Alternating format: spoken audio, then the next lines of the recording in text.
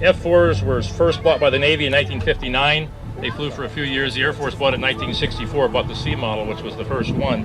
They must have liked it. It was doing very well. And along with it came the tail hook, which is a wonderful thing that the Air Force didn't use a very big tail hook before that, but they got with the Navy, got that big honking tail hook on there, which can stop you no matter what's wrong with the airplane or how fast you're going, as long as the cable holds. It was a great adventure that came with it.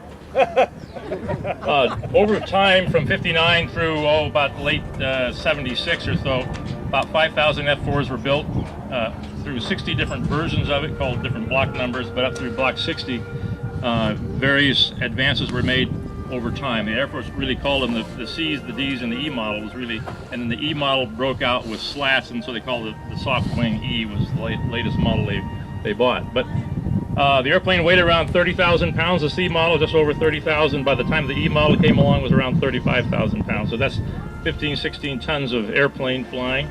So it took great big motors, which was its best feature. It had great huge J79s on it. Afterburning, put out a little less thrust than you've heard here before, but it was the early technology.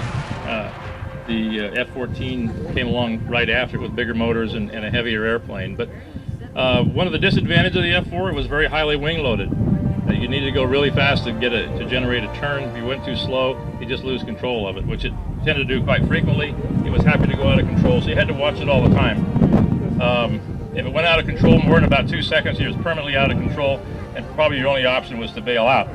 First thing you did when you realized it was about going where you wanted to go is throw out the drag chute. That usually straightened everything out, but you had to do it fairly quickly or it would wrap around the canopy and then you couldn't bail out either. So it would have been a bad day. It didn't happen very often, as even though it had some pretty bad handling qualities, the people that flew it were expert at what they did, and we didn't lose many airplanes because of out of control, but we did lose a few along the way.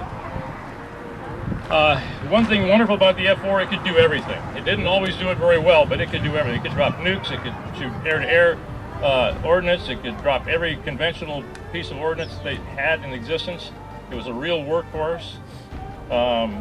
They lasted from 64 through 80. They were still flying them when I retired.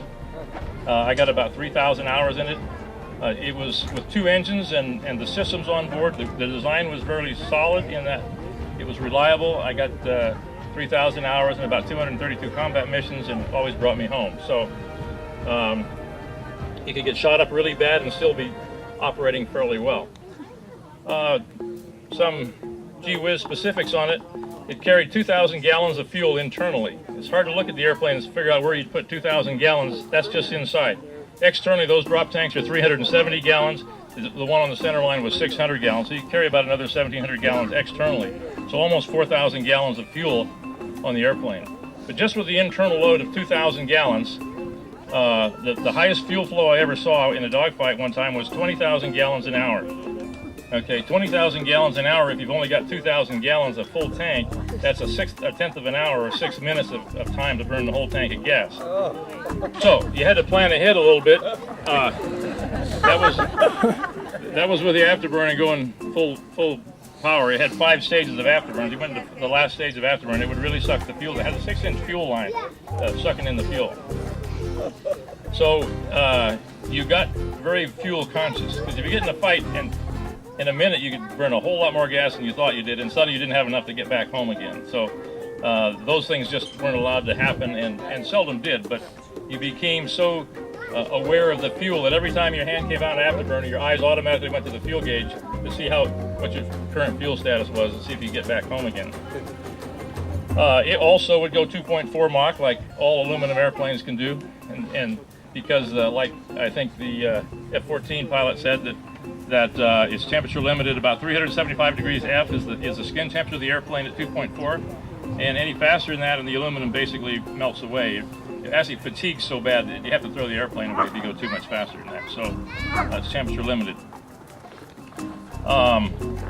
It takes in the F-4 it takes almost the whole tank of gas to get 2.4. If you've gone that fast, you're definitely out of gas, and you better be near the airport, because the advantage of the newer airplanes, the F-16s and more recent, is that they can get to Mach 2, or they can get to the high speed very quickly, and they don't burn their whole tank of gas. Air refueling was very common in these airplanes. It wasn't too hard to do. Once you got practiced at it, initially you thought it was impossible, but with enough practice you could do it day and night in the clouds. It didn't make any difference. I crossed the Atlantic 8 times in them in 12-hour flights with as many as 20 refuelings on a single flight. It's a long time and you get kind of tired before you get there, but actually it works quite well. If you land a squadron of airplanes, you can count on 3 or 4 of them not being ready to take off. There's always malfunctions of systems. So if you take the whole squadron all the way, you get there and fix them when you get there.